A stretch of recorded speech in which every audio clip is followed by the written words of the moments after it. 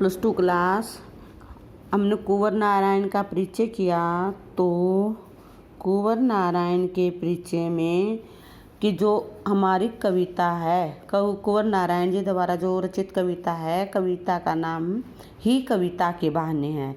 कविता का नाम क्या है? कविता के बहाने। श्री कुंवर नारायण की इस कविता का संबंध कविता को रचनात्मक और उसमें छिपी अपार ऊर्जा को प्रतिपादित करना में सक्षम है। कविता के लिए शब्दों का संबंध जड़ चेतन से है। जड़ चेतन किससे लिया है? जो कविता के लिए शब्द जोड़े गए हैं वो जड़ चेतन यानी प्राकृतिक चीज़ों से जोड़े गए हैं। यह अतीत, वर्तमान और भविष्य से जुड़ी हुई है। इसकी व्यापकता अपार है, उसकी कोई सीमा नहीं है। यह किसी प्रकार के बंधन में बंधती नहीं। इसके लिए न तो भाषा का कोई बंधन है और न ही समय का। कविता के बहाने नामक कविता आकार में छोटी है पर भाव में बहुत बड़ी है। आज का समय मशीनीकरण और यांत्रिकता का है, जिसमें हर तरफ भागदौड़ विद्यमान है। मनुष्य का मन इस बात को आशंकित करता है कि क्या कविता रहेगी, यानी कविता के अंदर क्या भावना रहेंगी, या कविता रहेगी या मिट जाएगी, क्या कविता अस्तित्वहीन हो जाएगी। कवि ने इसे एक यात्रा माना है। जो चिड़िया किसकी यात्रा माना है?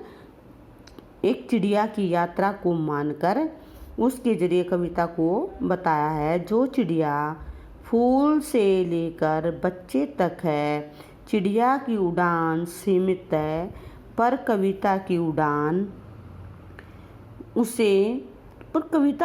तो असीमित है। भला चिड़िया की उड़ान कविता जैसी कैसे हो सकती है?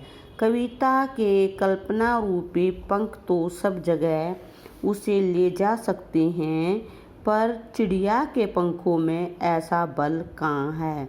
फूल तो खिलता है और कुछ देर बाद मुरझा जाता है, लेकिन कविता तो भावों की महक लेकर बिना मुरझाए सदैव खिलती महकती रहती है।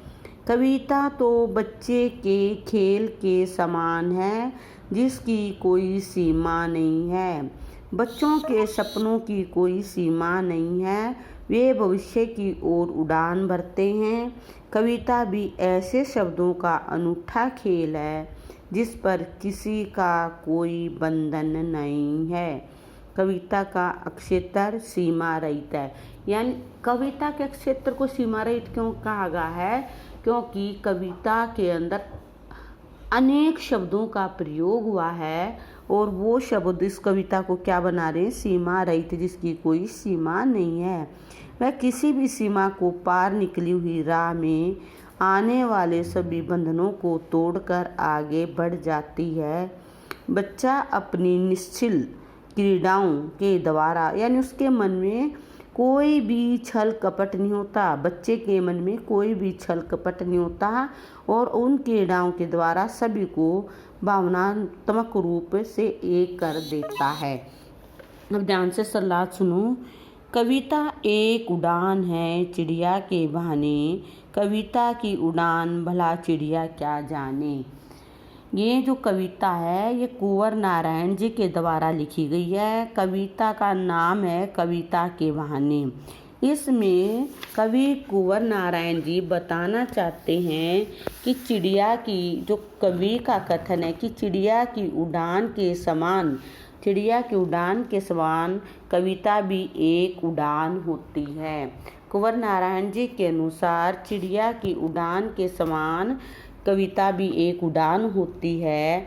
चिड़िया की उड़ान तो सीमित होती है पर कविता की उड़ान कभी भी सीमित नहीं होती। अर्थात कविता एक बार लिखी जाती है और अनंत काल तक क्या होती है? वो चलती रहती है या हर जगह अपनी उड़ान भरती रहती है। तो कवि कह रहा है कि कविता की उड़ान के बारे में चिड़िया कुछ भी नहीं जानती।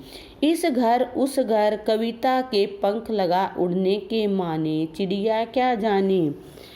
अर्थात कविता एक बार लिखी जाती है और अंतकाल तक इसी प्रकार अपनी उड़ान भरती रहती है। एक बार लिखी जाने के बाद सदा के लिए पढ़ी जाती है। वह अपने कल्पना रूपी पंख लगाकर, कौन कल्पना रूपी पंख लगा रहा है? कवि के द्वारा लिखी गई कविता में कवि कविता के कल्पना रूपी पंख लगाकर यहाँ वहाँ सब जगह एवं बाहर या अंदर जगत में अपनी उड़ान भरती रहती है। यानी कवि की कविता कल्पना रूपी पंख लगाकर दुनिया में इधर उधर घूमती रहती है। कल्पना रूपी पंख लगाकर गोचर एवं अगोचर जगत में उड़ने का अर्थ होता है। इस केवल कविता ही जानती है, उसे चिड़िया कभी नहीं जान सकती। यानी कविता ही ये जान सकती है कि उसका क्या महत्व है, वो चिड़िया कभी नहीं जान सकती। अर्थात इस उड़ान से किस आनंद की अनुभूति होती है, केवल कविता ही जानती है, चिड़िया नहीं जानती। कविता एक खेल है बच्चों के बहाने, बाहर भीतर यह घर वह घर, सब एक घर कर देने के माने बच्चा ही जाने।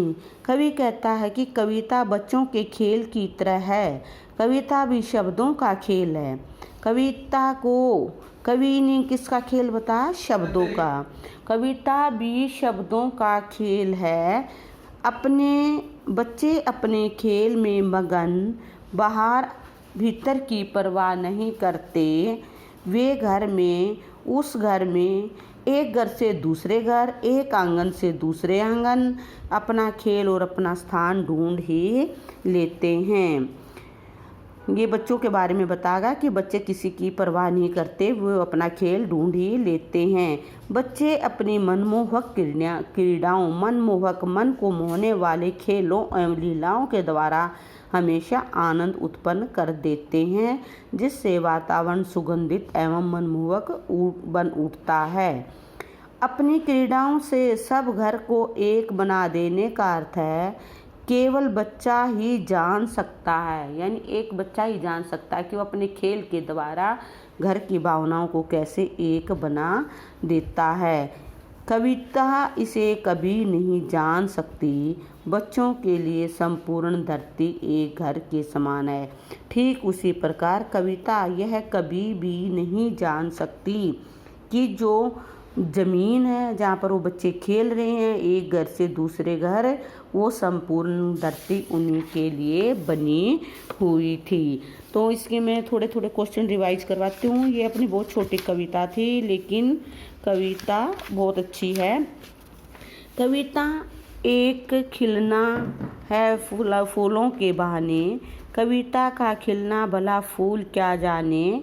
बाहर भीतर उस घर में बिना मुरझाए महकने के फूल क्या जाने। जैसे मैंने बताया था, कविता क्या है? कविता इस स्टांजा के हिसाब से क्या है? कविता फूलों का एक खिलना है। फूल क्या नहीं जानता? फूल कविता का खिलना नहीं जानता। वह बाहर भीतर इस घर उस घर की छत में प्रवेश तथा बिना मुरझाए महकना नहीं जानता।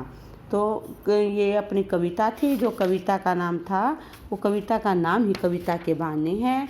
और जो इनके कवि हैं कुंवर नारायण जी हैं और मोस्ट इम्पोर्टेंट कवि हैं। ओके।